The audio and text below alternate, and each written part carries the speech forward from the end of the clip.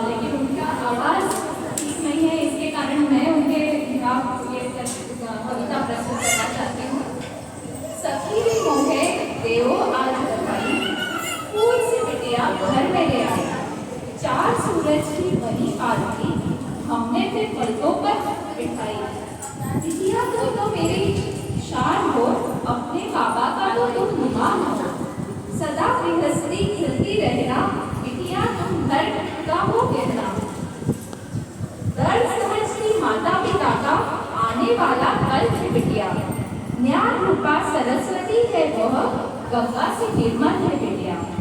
साक्षात्कार का दीप जलाकर अंधियारा दूध भगाएगी बिटिया, बेटी ही युग बदलेगा, जग में उजियारा लाएगी ये बिटिया। बेटी को पढ़ाओ, बेटी बचेगी तो बेटी बचाएगी। Thank you. जीने का भी उसका अधिकार है, बस चाहिए उसको थोड़ा प्यार है। ऐसा कोई काम नहीं जो बेटियां नहीं कर सकी। देखिए आज दुनिया के बड़े बड़े स्थानों पर बेटियां हैं। प्रधानमंत्री इंदिरा गांधी को ले लीजिए, और क्या आज बेटियां पायलट नहीं बनती है? क्या आज बेटियां एरोप्लेन नहीं चलाती है? क्या आज बेटियां ट्रेन नहीं चलाती है? तो कोई ऐसा काम नहीं जो बेटियां न कर पाई है। बेटियां तो आसमान से तारे तोड़कर लाई है। दुल्हन न अगर दुनिया में आएगी, दूल्हा गंवारा रह जाएगा, तो क्या होगा इस दुनिया का? कौन मानव वंश चलाएगा? आप बेटी नहीं लाना चाहते हैं, पर बहू तो लाना चाहते हैं ना। और जब हर घर की बेटियां ही नहीं रहेंगी तो किस घर में बहुएं आएंगी? Thank you.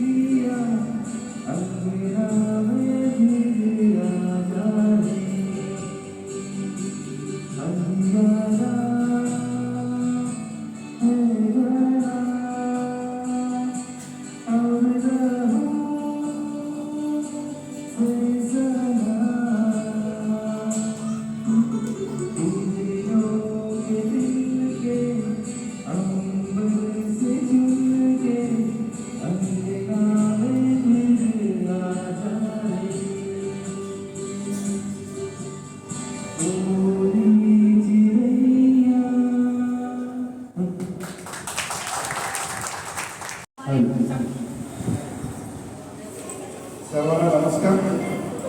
Department of obstetrics and gynaecology विभागाचे प्रमुख डॉक्टर अलका गुप्ता, डॉक्टर वंदना सरवते, डॉक्टर महाजन, प्रिन्सिपल नर्सिंग स्नेहा पेडणेकर. आज भारत सरकारचा जो उपक्रम आहे बेटी बचाव बेटी पढाव या अंतर्गत या विभागांनी जे कार्यक्रम आयोजित केलेले आहेत ते तुम्हा सगळ्यांकरता आहेत आणि समाजात प्रबोधन करण्याचं काम करतील. या कार्यक्रमाकरता सगळे विभाग एकत्र आले आणि एकजुटीने काम करत आहेत. ही भावना जेव्हा समाजात जाईल तेव्हा तुमचा मेसेज त्यांच्यापर्यंत पोहोचेल. या कार्यक्रमाकरता माझ्या शुभेच्छा. धन्यवाद.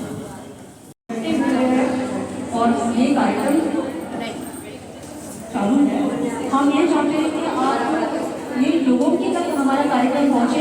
इसके लिए हमने स्किट या नाटक के द्वारा अपील की है. So please listen to the what appeal made by our nursing students. All this beautiful girls and intelligent girls who come here are ये सारे हमारे नर्सिंग के विद्यार्थी हैं. इन्होंने आपके लिए एक नाटक पेश करना चाहते हैं. तो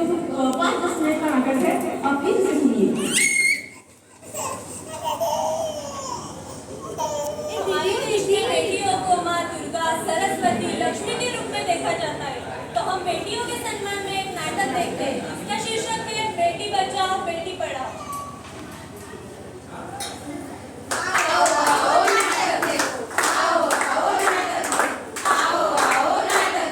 बेटी को वो समझने वाले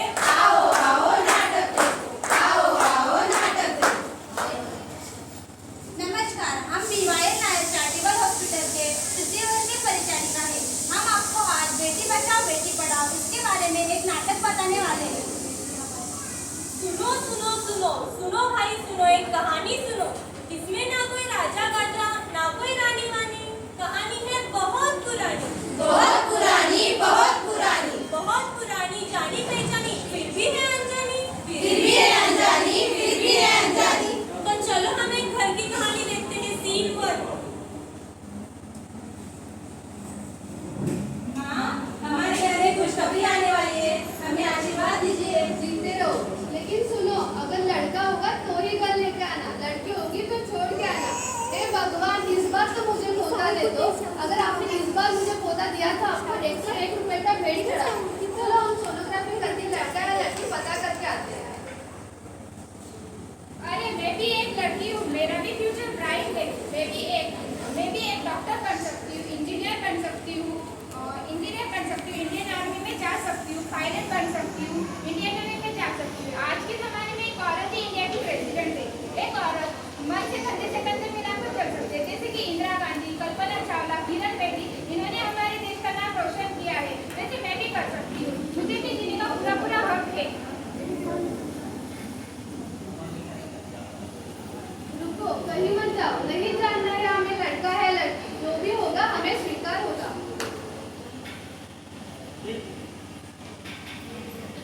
हंसती है जब बेटियां तो मोती झरते हैं, चलती है लहरा के तो फूल खिलते हैं, पल के उठाती तो उजाले होते हैं।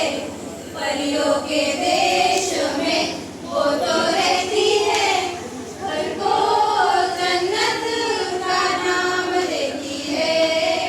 जिनको है बेटियां वो ये कहते हैं, ला ला ला ला ला ला ला ला ला ला ला। तो चलो अब हम दूसरे घर की कहानी देखते हैं। सीन 2। हे भगवान, पहले से ही 3 पोते दे रखे, इस बार तो पोता दे दो। क्या हुआ दादी, क्यों चिल्ला रही हो? हट करम जली।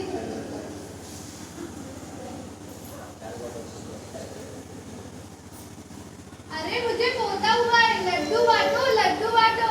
हाँ लड्डू बांटो, लेकिन पोता नहीं पोती हुई है। पोती के खुशी में लड्डू बांटो। क्या फिर से पोती हुई है? क्या ये मेरा नाम रोशन कर पाएगी? क्या ये मेरा वंश आगे बढ़ा पाएगी? नहीं ना, मार दो इसे। नहीं माँ, मैं नहीं मारूंगा इसे। तू नहीं मारेगा तो क्या हुआ?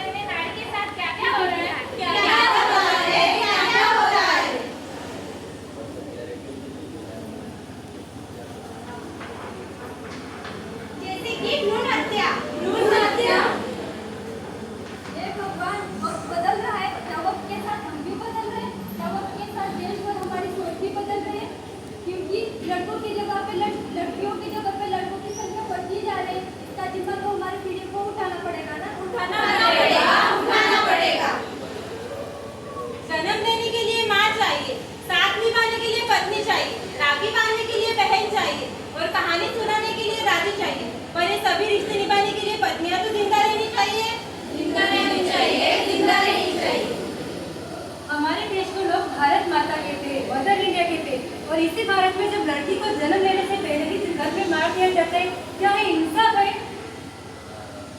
हमारे देश में माँ दुर्गा, सरस्वती, लक्ष्मी की पूजा होती है और उनके नन्हे रूपों को जन्म लेते ही मार दिया जाता है। क्यों ऐसा क्यों? ऐसा कोई काम नहीं जो बेटियां ना कर पाए।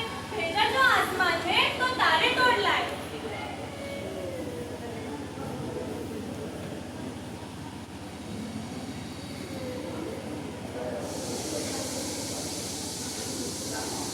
अगर आपको घर वाले अबॉर्शन के लिए जबरदस्ती करें तो 181 महिला सुरक्षा क्रमांक या 1098 बाल सुरक्षा क्रमांक इस नंबर पे कॉल कीजिए।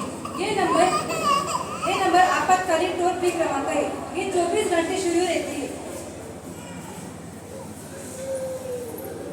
बेटी को ना समझो बात, जीवन का है ये आधार। जन जन का नारा है, बेटी को बचाना है। बेटी देश की आन है, बेटी देश की शान है।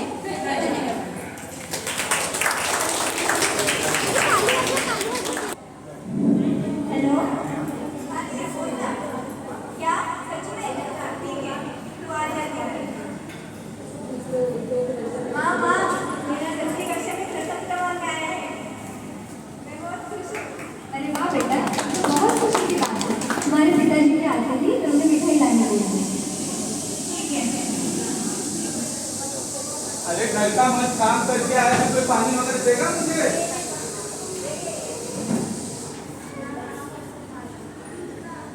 हाँ पिताजी,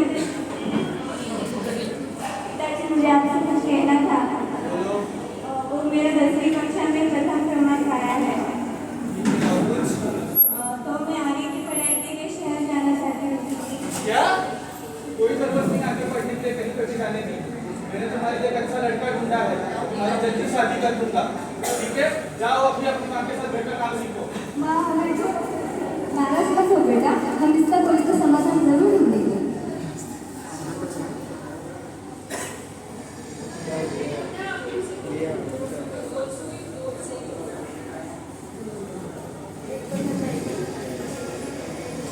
बधाई हो गीता, हमारी बेटियां तो एक सुधार निकली। उन्होंने तो अपना नाम रोशन कर दिया। मैंने तो तेरी मिठाइयाँ लाई, मैंने तो प्रिया को शहर भेजने की सारी तैयारियां कर ली। अरे रोशनी, तू रो क्यों रही है? तेरा तो गाँव में पहला क्रमांक आया है, फिर भी क्यों रो रही है? मुझे देख, मैं तो दूसरी आई हूँ, फिर भी मैं इतनी खुश हूँ। मेरी माँ कहती है कि हमारे लड़के आगे जाके पढ़ने की शहर में जाके तैयारी पूरी करती है, तो चलेगी ना मेरे साथ? अरे संध्या बहन, आपको तो पता ही है हमारे गाँव में कहाँ पे लड़कियों को ज़्यादा पढ़ाया लिखाया जाता है। उम्र होते ही उनकी शादी कर दी जाती है। मुझे देखो बहन, मैं भी तो इसी गाँव से हूँ, मैं भी पढ़ी लिखी हूँ। मैंने तो अपनी बेटी को अपने दम पर खुद पढ़ाया है। लेकिन लड़कियां तो पराया कम होती हैं, ऐसे ही इसके पिताजी का मानना है। चिंता मत करो बहन, मेरे पास इस समस्या का समाधान है। हम अभी चल के मुखिया जी से बात करते हैं।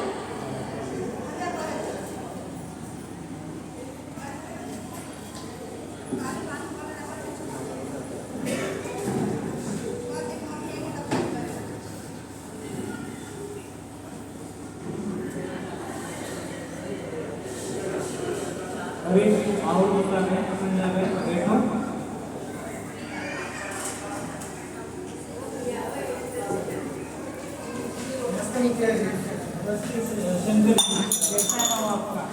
मैं आपके गाँव के बेटियां लड़कियों के लिए सरकार द्वारा दिए जाने वाली योजना के बारे में बताने आए। बहुत अच्छी सुविधा है। संध्या बहन और गीता बहन, आपकी बेटियों ने हमारे गांव का नाम रोशन किया है और उनका जैसा नाम है वैसा ही काम किया है। आपको बहुत बहुत बधाई। वो सब तो ठीक है मुखिया जी, पर रोशनी के पिताजी उसको आगे की पढ़ाई के लिए शहर नहीं भेज रहे। आप कुछ मदद कीजिए ना। अरे ये तो ज्यादती है इसके साथ। ये उम्र पढ़ लिख कर कुछ बड़ा करने की, ना कि शादी करने की। तो फिर चलो हम सभी लोग जाकर रोशनी के पिताजी को समझाते हैं। मैं एक लॉयर और डॉक्टर को जानती हूँ, वो आपको इस नेक काम में आपकी मदद करेंगे। चलिए सभी लोग मिलकर जाते हैं रमेश जी के पास।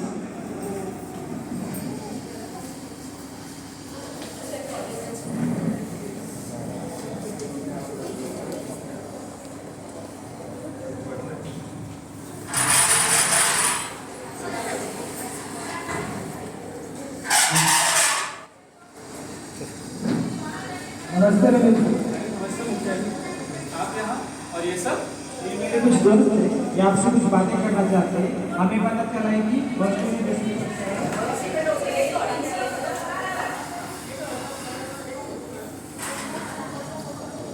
आइए आइए बैठिए। हमें पता चला है कि रोशनी ने 10वीं कक्षा में प्रथम क्रमांक हासिल किया है और वो आगे की पढ़ाई करना चाहती है, लेकिन आप उसे पढ़ा नहीं रहे और उसकी शादी कर रहे हैं। इसी सिलसिले में ये मेरे कुछ दोस्त ये आपसे बात करना चाहते हैं। ये समाज सेवक है, ये वकील है और ये मेरी फ्रेंड है डॉक्टर। आप इसकी शादी मत कराइए, आप इसे आगे बढ़ाइए। देखिए रमेश जी, अभी आपकी बेटी की उम्र बहुत छोटी है, वो अभी शादी के लिए तैयार नहीं है। और यदि अगर आप उसकी शादी करा देते हैं और अगर उसको बच्चा चल जाता है तो उसको बहुत सारी तकलीफों से गुजरना पड़ सकता है, जैसे कि खून की कमी, एनीमिया, पोस्टमार्टम डिप्रेशन, सारी चीज़ों का सामना करना पड़ सकता है। और उसके बच्चे को भी कुपोषण, पोषण की कमी इत्यादि समस्याओं का सामना करना पड़ सकता है। और अगर अच्छी सुविधाएं ना मिले तो उसके बच्चे को भी उसके बच्चे की जान का खतरा हो सकता है। और ये कानूनी रूप से बहुत गलत है। अगर आप किसी 18 साल से पहले शादी करा दी तो चाइल्ड मैरिज एक्ट यानी कि बाल विवाह अधिनियम के अनुसार आपको 2 साल तक शिक्षा हो सकती है और उसके साथ ही आपको 1 लाख तक जुर्माना भी भरना पड़ सकता है। इसीलिए मैं आप सबसे विनती करता हूँ कि आप इसकी शादी का विचार अपने मन से निकाल दीजिए या फिर जेल जाने के लिए तैयार हो जाइए।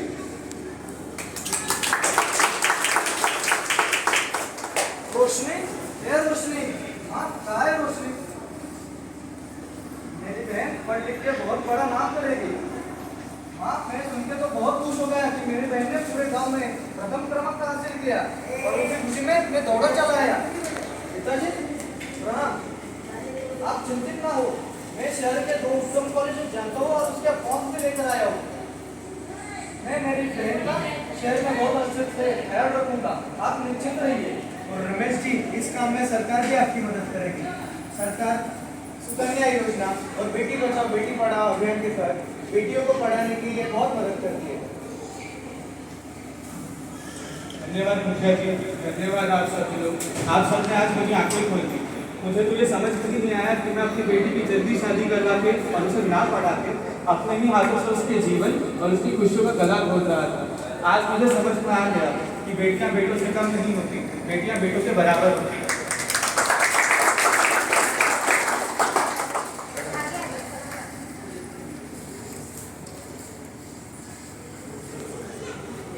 देखिए, मेरे माता पिता ने कम उम्र में ही मेरी शादी कर दी थी। काश मुझे पढ़ा लिखाया होता तो आज मैं भी संजय बहन की तरह कुछ बड़ा कर पाता। मेरी सबसे यही विनती है कि महिलाओं को हर क्षेत्र में बराबर का मौका मिलना चाहिए ताकि वो खुद के साथ साथ पूरे समाज के विकास में भी अपना योगदान दे पाए। तो यही कहना है कि बेटी बचाओ बेटी पढ़ाओ।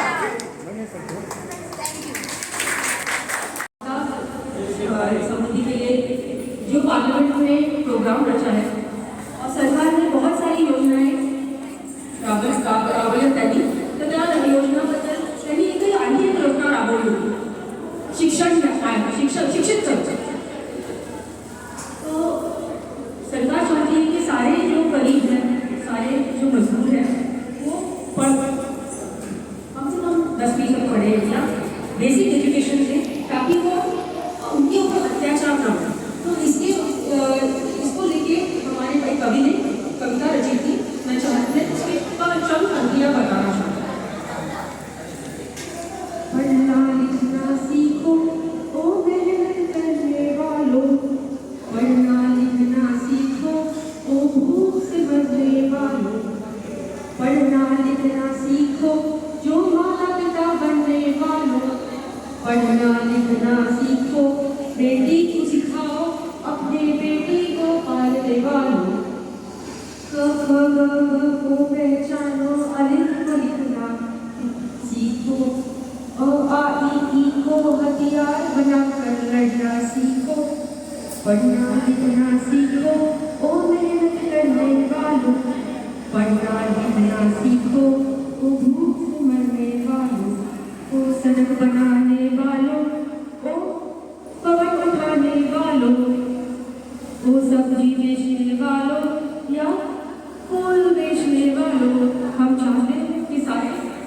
पढ़े लिखे।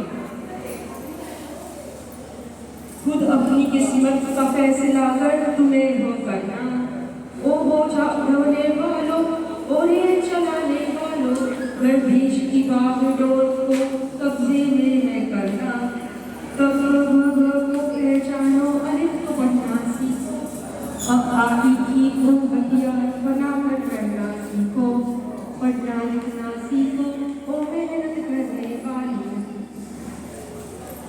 दस की कुछ कम पंक्तियां बताती हैं। पढ़ो दीवारों पे लिखा है मेहनत। अभी हमारा प्रोग्राम का लास्ट पार्ट आ रहा है। हमारी नेक्स्ट सिंगर है दीक्षा सुनाने। ये भाभी डॉक्टर है, अभी और 2 महीने में हमको डॉक्टर दीक्षा करके सुनाने वाली है, बात करके। मेरा नाम है डॉक्टर दीक्षा। पहले बात तो मैं बहुत थैंक यू करना चाहूँगी डॉक्टर वंदना मैम को और डॉक्टर मुनीरा मैम को ये प्रोग्राम ऑर्गेनाइज करने के लिए और मुझे इसमें गाने का मौका देने के लिए। So thank